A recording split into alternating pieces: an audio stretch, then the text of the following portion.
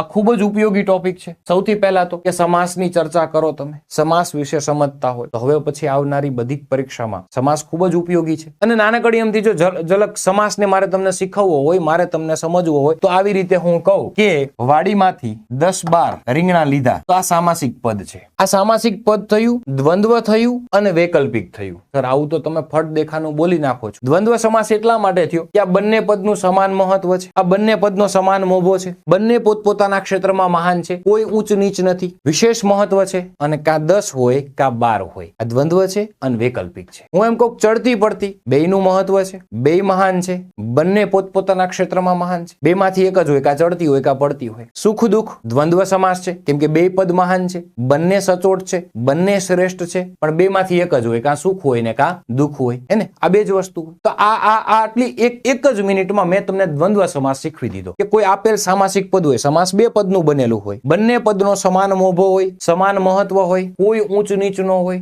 પોતપોતાના ક્ષેત્રમાં મહાન હોય, જો બંનેને એકી સાથે એક જગ્યાએ એક સમયે તમે જોઈ શકો, ખાઈ પી શકો, અનુભવી શકો તો એનો વિગ્રહ તમારે અનેથી કરવાનો। નહીતર બેમાંથી એક હોય, પસંદગીનો ભાવ હોય તો એનો વિગ્રહ તમારે કેથી કરવાનો? તો કાં 10 હોય ને કાં 12 હોય। હું એમ કહું સવાર સાંજ સાહેબ દ્વંદ્વ વૈકલ્પિક માતા પિતા ભેગા હોય, ઇતરેતર વાત એમ છે કે બહુ સરસ રીતે આપણે વ્યાકરણ શીખવાનું છે।